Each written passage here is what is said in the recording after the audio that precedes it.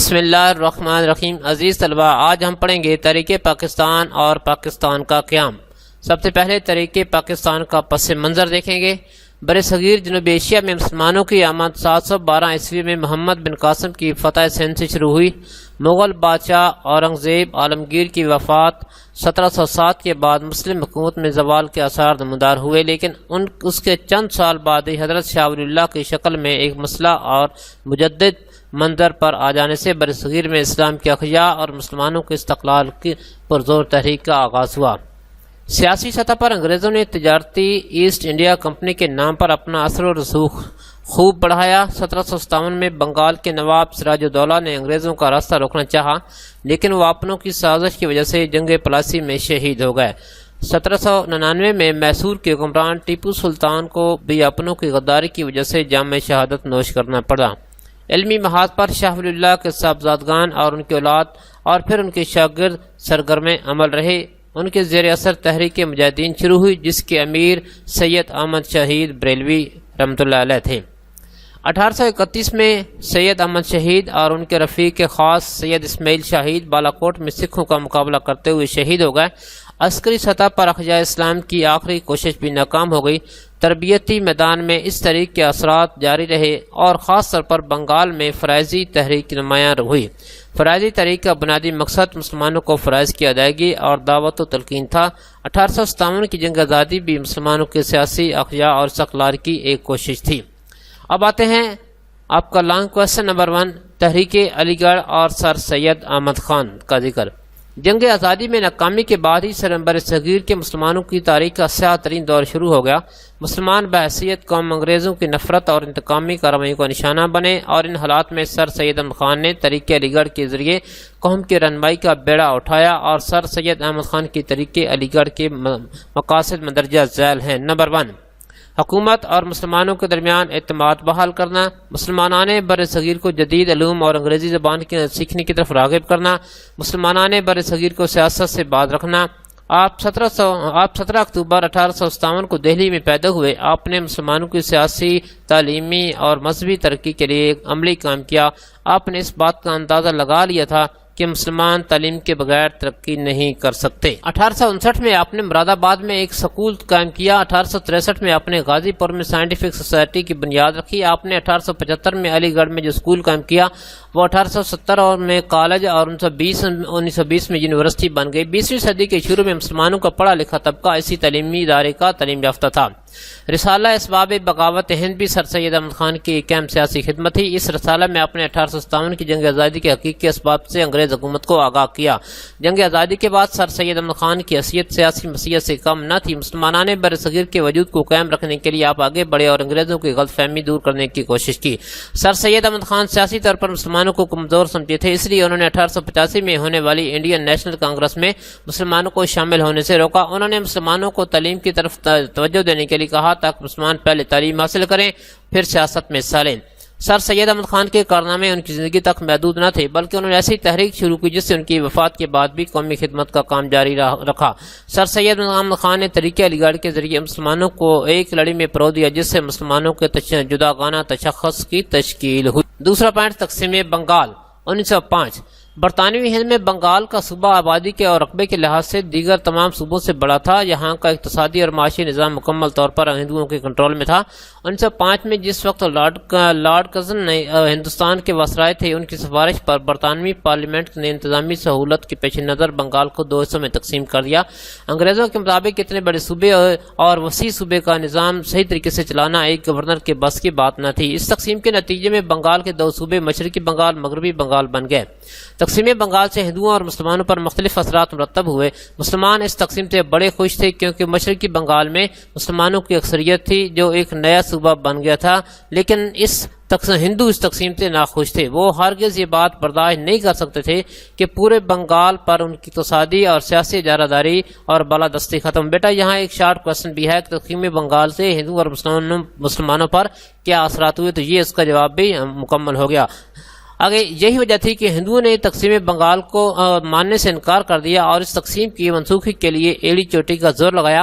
انہوں نے عدم تعاون کی تحریک شروع کر دی، انگریزی مال کے بائیکاٹ کا اعلان کیا، ٹیکسوں کی ادائیگیاں روک دیں، بالآخر تشدد پر اتر آئے۔ ان حالات میں آخرکار انگریز حکومت نے گھٹنے ٹیک دیے اور 1911 میں بنگال کی تقسیم منسوخ کر دی۔ اس منسوخی سے مسلمانوں کو بہت سخت صدمہ ہوا۔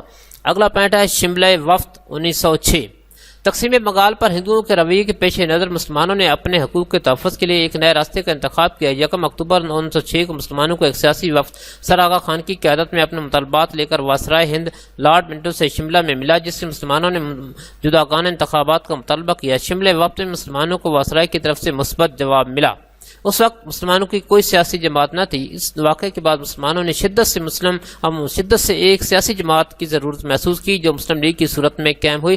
1909 میں مسلمانوں کو جداگانہ انتخابات کا حق بھی مل گیا۔ اب آتے ہیں مسلم لیگ کا قیام۔ 30 دسمبر 1906 کو ڈھاکہ میں مسلم لیگ کا قیام عمل میں آیا۔ اس قیام کی اہم محرکات یعنی اہم وجوہات یہ تھی: نمبر 1، تقسیم بنگال 1905 اور ہندوؤں کا رد عمل، انگریزوں کا رویہ، مسلمانوں کا احساس محرومی، مسلمانوں کو سیاسی طور پر نظر انداز کیے جانا۔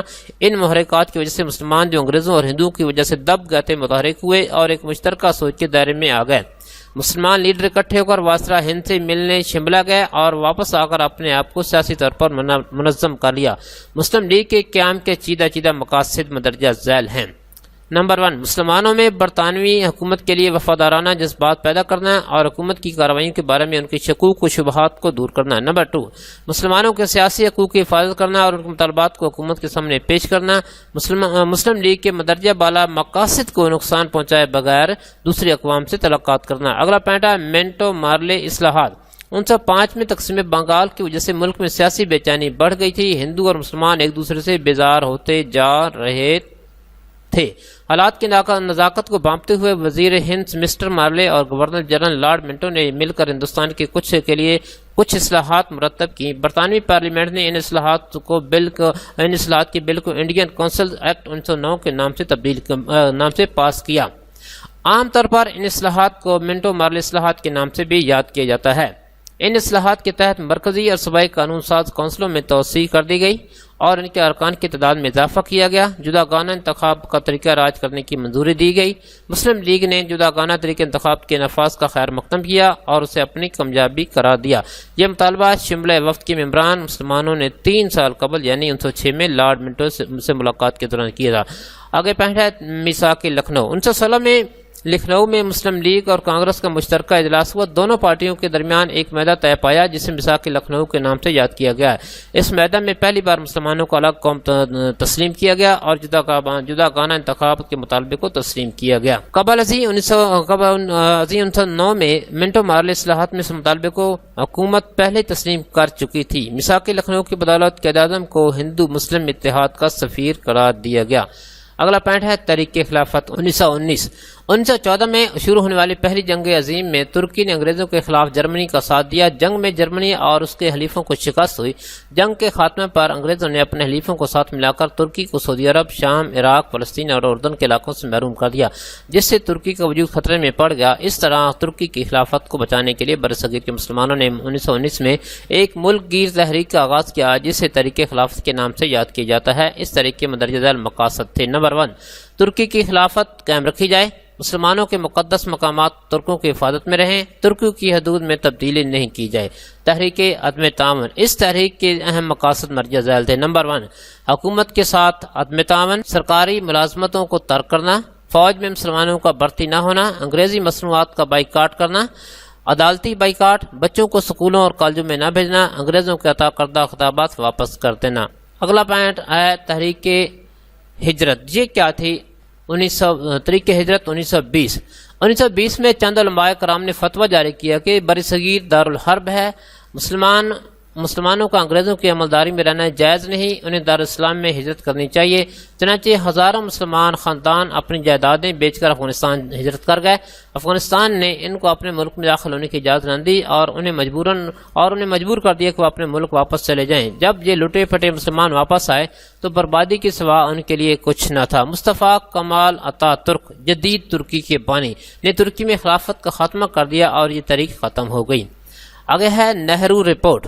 نہرو رپورٹ نے مسلمانوں کے ساتھ ماضی میں کیے گئے معاہدہ لکھنؤ پر پانی پھیر دیا اور جداگانہ انتخابات کے اصول کو رد کرتے ہوئے ان تمام تحفظات کو ماننے سے انکار کر دیا جو مسلمان اپنی ترقی اور بقا کے لیے لازمی سمجھتے تھے۔ نہرو رپورٹ کی وجہ سے دونوں قوموں کے مابین تعلقات بھی خراب ہو گئے۔ بیٹا یہ آپ کا ایک لانگ کویسچن تھا جو مختلف پوائنٹوں پر مشتمل تھا، طریقے علی گڑھ اور سر سید احمد خان اور اس کے بعد کے حالات و واقعات۔ جس لانگ کویسچن کو آپ نوٹ کر لیجیے۔